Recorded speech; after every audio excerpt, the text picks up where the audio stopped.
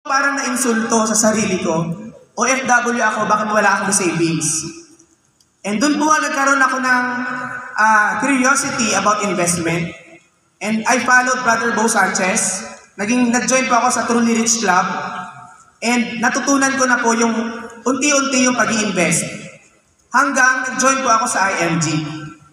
Nung nag-join ako sa IMG, ang ginawa ko po, kasi sa Pilipinas, sabi ko hindi ko alam kung paano ko mag-join. Tinawagan ko po yung isa kong friend o dati kong katrabaho sa Pilipinas who is based in Manila. Sabi ko, bro, puntahan mo tong office na to sa Makati.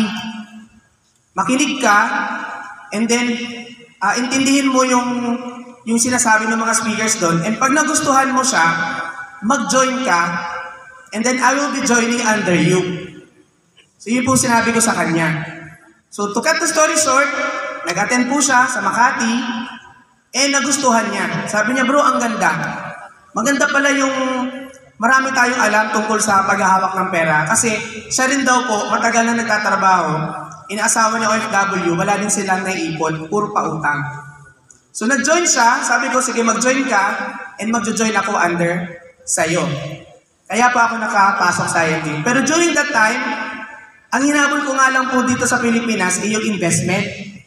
Kasi sabi ko, gusto ko magkaroon ng investment sa Pilipinas. Pero habang tumatagal po ako with the IMG and the WFG, parang yung puso ko po na gusto ko ding makatulong sa iba. Na yung ibang OFW ay magkaroon din po ng investment sa Pilipinas. So with that, attend ng training and nagta-travel pa po ako from Saskatchewan to Alberta. Nasa 14 hours po yung biyahe ko noon para lang mag-attend ng mga training. Kasi sabi ng coach, kailangan pumunta ka dito, hindi pwede yung mga excuses mo na hindi ka mag-attend ng training. Kasi how can you be big? Isa po sa mga na tumatak sa isip ko, sabi ni Coach Juan, how can you be big if hindi ikaw mag-attend ng mga training at hindi ka magdadala ng mga guest mo? So hindi ka lalaki nun. So yun po ang ginawa ko, and then eventually, paunti-unti po, naiintindihan ko yung sinasabi ng WSB, yung system natin, na kailangan i-share natin yon. And noon po, na-promote akong SMD. Ang mahirap pa nga po doon sa Canada is, kailangan po license ka para makaroon ka ng income sa WFG or WSB. So sa IMG po, nakita ko, hindi natin kailangan mag-license para mag-SMD tayo. Ano po? So, sabi ko, ang ganda ng vision, bakit natin pahihirapan yung sarili natin? Gawin lang natin yung system.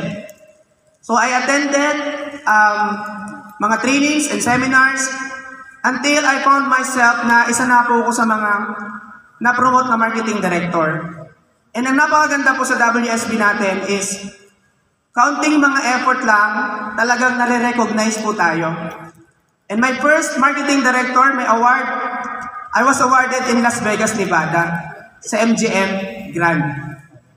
And nakita ko po doon na ang daming taong pumapalakpak sa akin pag akyat ko ng stage. And yun po yung pinakaunang naramdaman ko na ganito man ako kaliit, pero dahil sa nagagawa ko na nakakatulong ako sa ibang tao through the system of WFG, WSB, and IMG, nare-recognize pala tayo. And yun po yung pinanghawakan ko doon. Sabi ko, hindi man ako masyadong yumaman, pero mayaman ako sa mga taong natutulungan. And until now po, natutuwa ako kasi yung mga natulungan ko doon sa ibang bansa, they still recognize me and they still approach me, nagtatanong sila, and sinasabi nila na, salamat dahil natulungan mo kami, kahit kaunti lang yung na-share mo sa amin, pero na-open yung mind namin na dapat pala talaga marunong tayo pagdating sa finances. So yung award ko po na yon, nag-start doon and sunod-sunod na siya. I did not miss any convention sa Las Vegas. Actually, third time, 3 times po ako attend ng Las Vegas convention.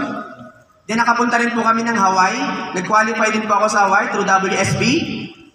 And then, nag-qualify din po ako noon. Yung pinakamasaya kong so far, yung Mexico cruise ship na as in libre po talagang ibinigay ng WSB sa Mexico. So yun po yung napakagandang experience ko sa WFG, IFG dahil nare-recognize po kahit maliit. Nung nasa McDonald's po ako noon, ayan nasabi ko na yung company ko, hindi man lamang po ako nabigyan ng kahit 10,000 para sabihin, pumunta ka ng Mayon Volcano para mag-enjoy ka dahil 8 years ka na sa McDonald's. Pero sa IMG po, ngayon pong taon, I was able to start traveling. Sabi ko, iikutin ko na rin yung Asia. So nung March po, IMG was able to bring me to Thailand, Bangkok, Thailand. And nung June po, I was able to qualify for the GX experience in Vietnam. And because of the GX experience and the GX training and system po natin, dati mag-isa lang po ako sa IMG nag-attend ng convention. Ngayon po may dalawa na po akong kasama ngayon. Isang marketing director, ayan po, si Coach Bobby Buena, at yung isa po naming base shop, si Coach Joke Ledera, na nag-join lang po nung Tuesday, at pinentahan ko siya ng IMG convention, sumama po siya.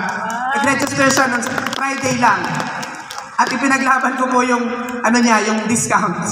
And sana po ma-approve. So yun po yung napakaganda sa IMG. And ngayon po, I was very amazed na nandito na po ako sa stage. Dati nandiyan lang po ako, sabi ko, kailan din kaya ako magsasalita sa in front ng mga IMG missionaries. And nakakatuwa po, and ginagawa ko, kahit wala na po yung nanay ko at saka tatay ko, ngayon po, ang push ko na lang ngayon ay para sa anak ko. Kasi yung anak ko po, mula nung pinanganak siya, meron na po siyang Soul Divo Fund.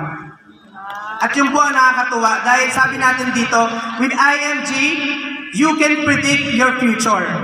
And alam ko po na with IMG, pag nag-18 years old ang anak ko, bayad na po ang kanyang school tuition fee. So yan lang po ang isa, Soul Divo pa lang ang pinag-uusapan natin, pero ang laki na pong magagawa sa buhay ng ating mga kababayan. Kaya lahat po tayo dito magtulungan, sabi nga natin, willing together, para po sa ating pamilya at sa ating bansa. Salamat po! Thank you, Mr.